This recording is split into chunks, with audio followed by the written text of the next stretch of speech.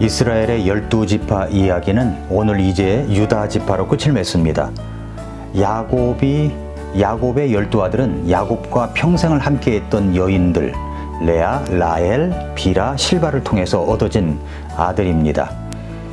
레아가 낳은 아들들 루벤, 시므온, 레위, 유다, 이사갈, 스불론입니다. 지파 형성 시에 레위는 제외가 됩니다.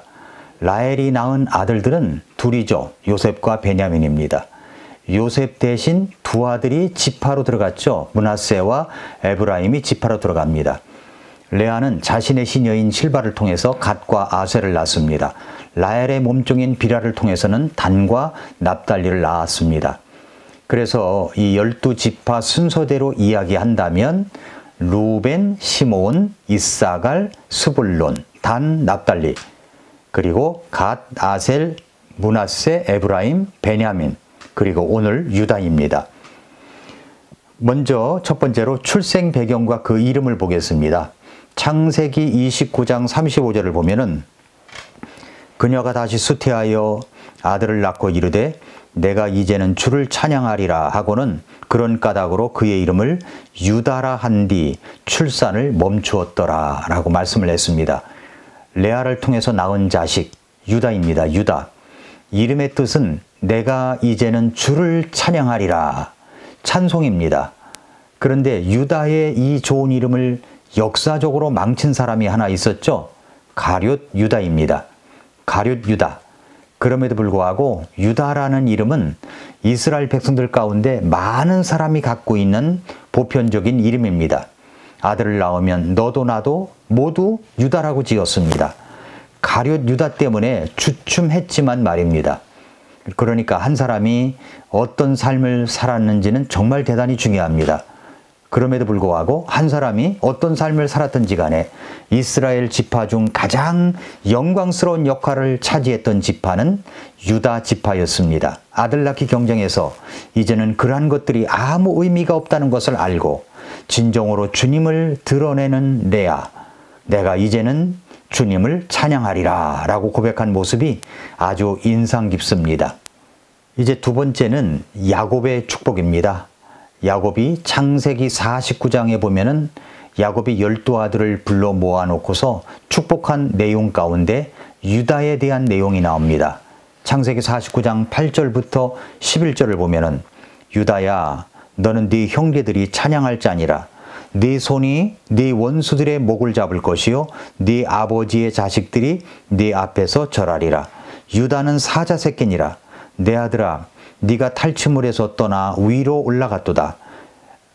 그가 엎드리고 웅크린 것이 사자 같고 늙은 사자 같으니 누가 그를 깨워 일어나게 하리요.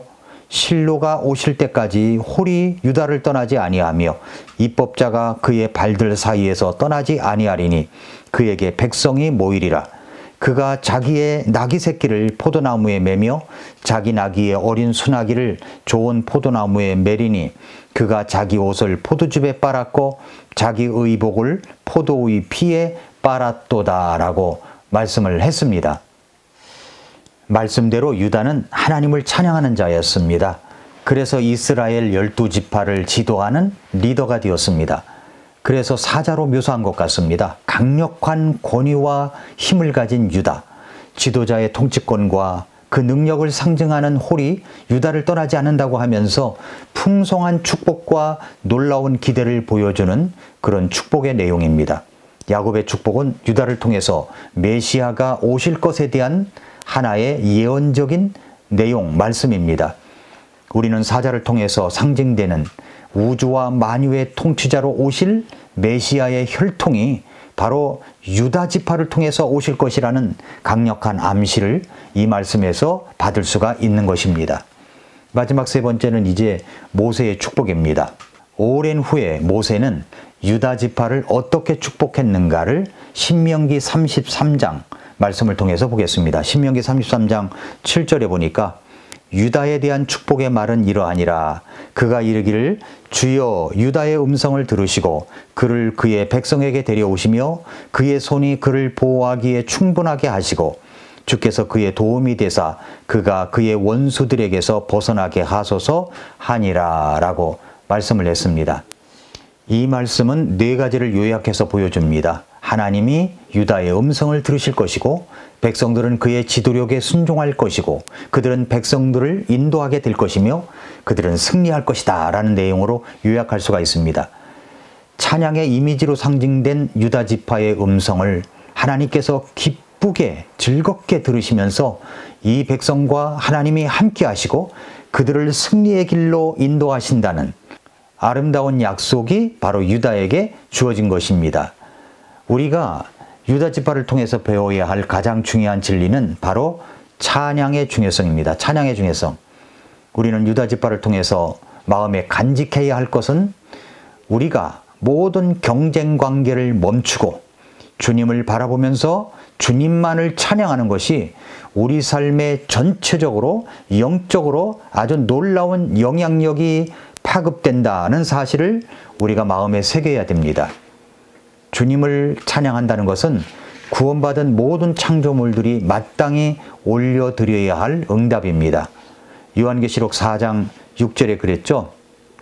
주님은 찬양과 영광과 존귀를 받으시기에 합당하다고 말입니다. 합당하다는 말은 바로 가치가 있다는 말입니다. 가치가 있다.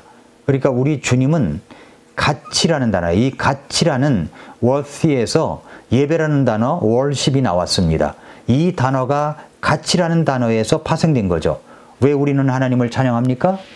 하나님께서는 예배받을 만한 가치가 있기 때문입니다.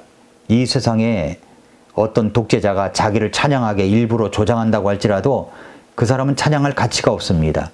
또한 나라를 잘 인도하는 지도자라고 할지라도 그런 사람들을 찬양까지 할 가치는 없습니다. 그러나 우리가 왜 우리 하나님을 찬양을 받으시기에 합당하다고 하는 것입니까? 그것은 바로 나 같은 죄인을 구원하셔서 가치 있는 인생을 살 수 있게 하셨고 그리고 영원한 천국에 갈 수 있는 특권을 주셨기 때문입니다. 하나님은 마땅히 찬양을 받으시기에 합당하신 분이십니다. 그래서 다윗은 늘 주님을 찬양했지 않습니까? 입으로 노래했습니다. 악기로 찬양했습니다. 사무엘하 22장 4절에 보니까 찬양받기에 합당하신 주를 내가 부르리니 이로써 내가 내 원수들에게서 구원을 받으리로다 라고 했습니다. 주님은 찬양을 받으시기에 합당하신 분이십니다. 그러므로 우리는 마땅히 우리 주님을 찬양해야 할 것입니다. 신명기 33장 7절 말씀을 다시 보시면 유다에 대한 축복의 말은 이러하니라. 그가 이르기를 주여 유다의 음성을 들으시고 그를 그의 백성에게 데려오시며 그의 손이 그를 보호하기에 충분하게 하시고 주께서 그의 도움이 되사 그가 그의 원수들에게서 벗어나게 하소서 하니라 라고 말씀을 했습니다. 주님을 찬양하는 삶은 바로 우리가 하나님의 음성을 들을 수 있게 합니다. 우리가 미라클 모닝을 하는 이유도 하나님의 음성을 듣고자 하는 것이 아니겠습니까? 그러므로 우리는 하나님의 음성을 들을 수 있는 찬양을 불러야 됩니다. 리더로서의 자격을 갖추게 되고 인도자가 또한 되게 합니다. 결국은 승리하는 삶을 살게 된다는 메시지입니다.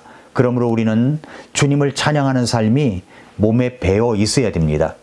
우리가 주일날 예배 드릴 때 주님만을 찬양하는 이 겸손하고 바른 태도를 갖추고 노래를 불러야 됩니다. 요즘 한국교회의 찬양 형태를 보면 왜 그렇게 무슨 트롯에 맞춘 노래 리듬처럼 몸을 흔들어대는지 잘 모르겠습니다.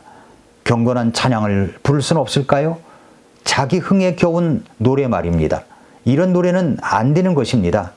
제가 알고 있는 미국의 근본주의 침례교회에서는 특별 찬송을 부를 때 손을 들거나 어떤 제스처를 하지 못하게 합니다. 오로지 앞만 보면서 겸손한 태도로 주님만을 높이는 찬양을 부르게 합니다. 저는 그런 자세가 참 좋다고 생각합니다.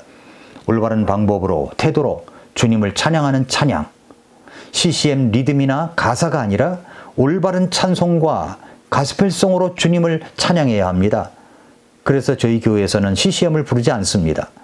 유다를 통해서 배우는 것은 올바른 찬양과 정말 우리가 주님을 높이는 찬양을 부를 때 그것으로 인해서 파급되는 종합적인 영향을 기대할 수가 있다는 것입니다.